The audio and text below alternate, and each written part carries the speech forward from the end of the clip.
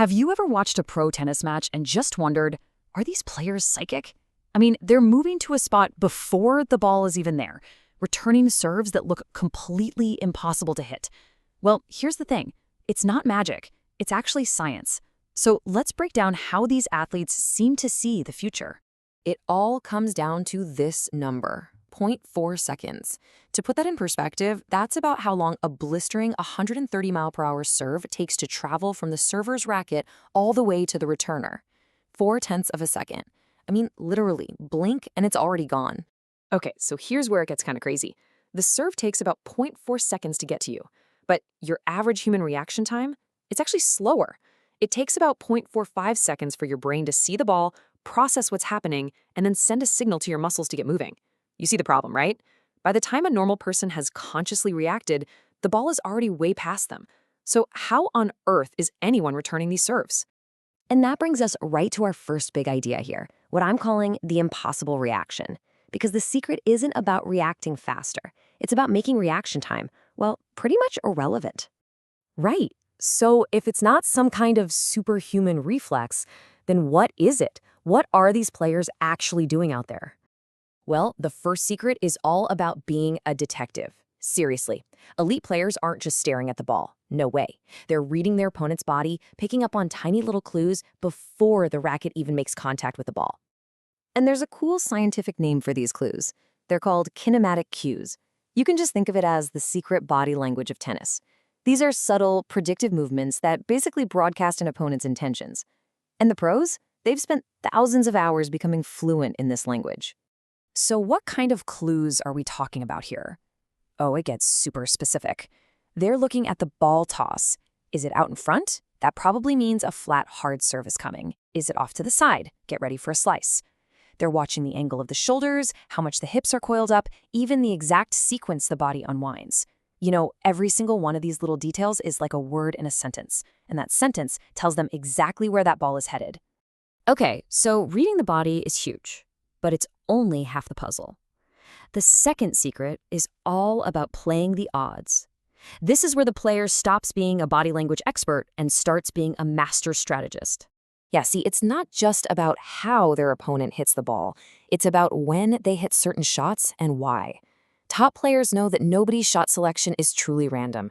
It all depends on the score, where they are on the court, how tired they might be, and most importantly, their habits under pressure.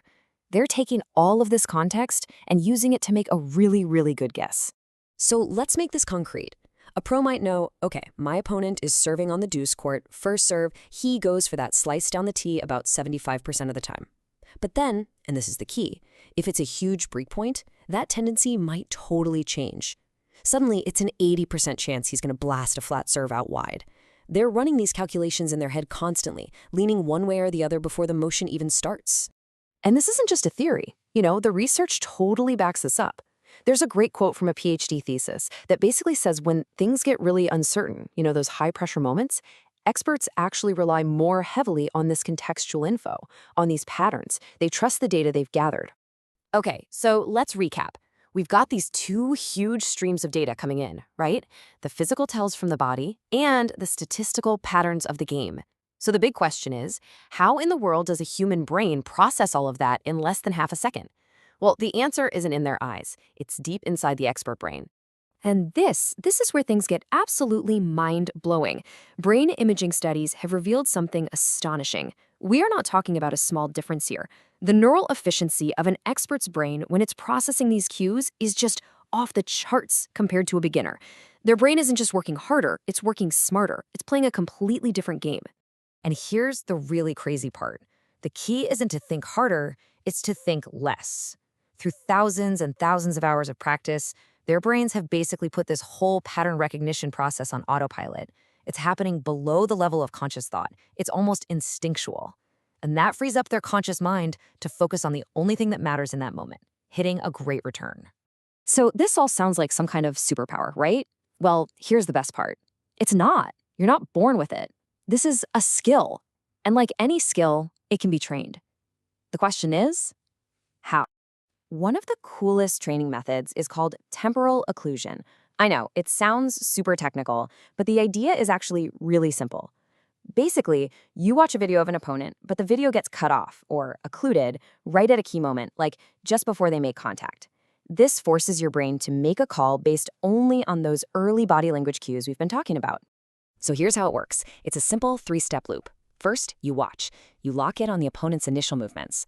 Then, predict. The screen goes black and you have to guess, where's the shot going? What kind of spin? Finally, verify. The rest of the clip plays and you get instant feedback. You do this again and again and again. And that simple loop is what rewires your brain to see those patterns faster and more accurately. So, when you boil it all down, what's the big takeaway here? It's this. That incredible future-seeing anticipation you see on TV, it isn't magic. It is a highly developed skill, meticulously built by learning to read the subtle clues in an opponent's body and recognizing the statistical patterns of the game. At the end of the day, anticipation is really just the skill of seeing the future, even if it's just a fraction of a second into the future. So the next time you're watching a match, or maybe even playing one yourself, try it. Don't just follow the ball. Watch the player. Watch the little dance they do before the shot. The question is, what future will you see now?